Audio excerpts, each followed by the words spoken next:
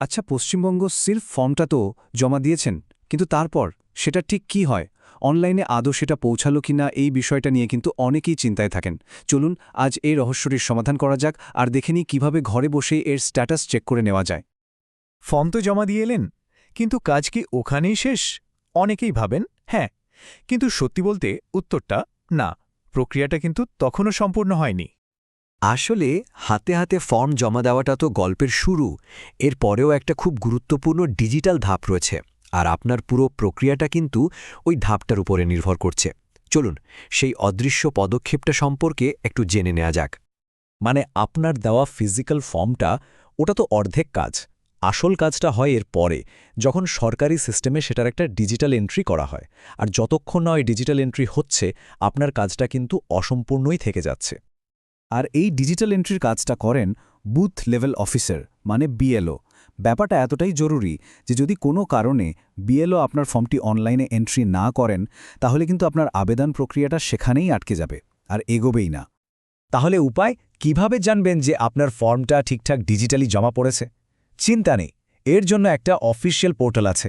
আর আজ আমরা সেটাই দেখব একদম ধাপে ধাপে কিভাবে সেটা ব্যবহার করতে হয়। পোর্টালটার নাম হল ভোটার সার্ভিস পোর্টাল। ঠিকানাটা স্ক্রিনে দেখতেই পাচ্ছেন, voters.eci.gov.in। আর সবচেয়ে ভালো ব্যাপার হলো, এটা আপনি আপনার কম্পিউটার, মোবাইল যেখান থেকে খুশি দেখতে পারেন। আচ্ছা, পোর্টালে ঢোকার আগে একটা ছোট্ট জিনিস, এখানে একটা অ্যাকাউন্ট থাকতে হবে। আগে থেকে থাকলে তো খুবই ভালো, আর না থাকলেও একদম চিন্তা করবেন না, দুটো পথই আমরা দেখে নেব। দেখুন, এখানে দুটো ব্যাপার হতে পারে। যদি আপনার অ্যাকাউন্ট আগে থেকেই থাকে, তাহলে তো সোজা রেজিস্টার্ড মোবাইল নম্বর আর ওটিপি দিয়ে লগইন। আর যদি আপনি প্রথমবার ব্যবহার করেন, তাহলে একটা ছোট্ট এককালীন রেজিস্ট্রেশন করে নিতে হবে। খুবই সোজা। যারা নতুন তাদের জন্য বলি, রেজিস্ট্রেশন কিন্তু খুবই সহজ একটা ব্যাপার। এই যে দেখুন, কয়েকটা সিম্পল স্টেপ। মোবাইল নম্বর দিন, ক্যাপচা ভরুন, ওটিপি দিন আর ভোটার আইডি নম্বর দিয়ে কাজ শেষ। ব্যাস, আপনার অ্যাকাউন্ট রেডি। ওকে, তো রেজিস্ট্রেশন বা লগইন দুটোই হয়ে গেল। এবার আসল কাজ। চলুন দেখি কিভাবে ফর্মের স্ট্যাটাসটা চেক করতে হয়। খুব মন দিয়ে দেখুন এই 5টা স্টেপ।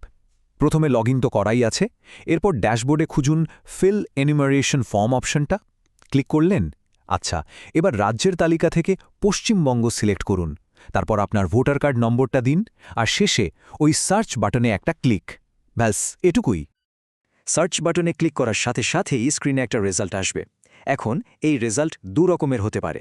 চলুন এর মানে কি সেটা চট করে বুঝে নিই। দেখুন, দুটো সম্ভাবনা। এক, আপনি স্ক্রিনে একটা সাকসেস মেসেজ দেখতে পাবেন। যদি দেখেন your form has already been submitted লেখাটা আসছে, তার মানে অভিনন্দন, আপনার কাজ হয়ে গেছে। আর যদি এই মেসেজটা না আসে, তার মানে হলো বিএলও এখনও আপনার ফর্মটা ডিজিটালভাবে জমা করেননি, কাজটা এখনও বাকি আছে। সুতরাং এই কয়েক মিনিটের একটা ছোট্ট চেকের মাধ্যমে আপনি কিন্তু পুরোপুরি নিশ্চিত হয়ে যেতে পারেন যে আপনার আবেদনটা ঠিকঠাক এগোচ্ছে কিনা।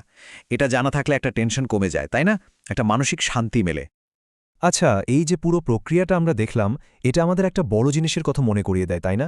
ভাবুন তো, যদি প্রত্যেকটা সরকারি কাজের স্ট্যাটাস আমরা এইভাবে ঘরে বসে এক ক্লিকে দেখে নিতে পারতাম, তাহলে জীবনটা কতটা সহজ হয়ে যেত। এই স্বচ্ছতাটা কি আরও অনেক ক্ষেত্রে আনা সম্ভব নয়?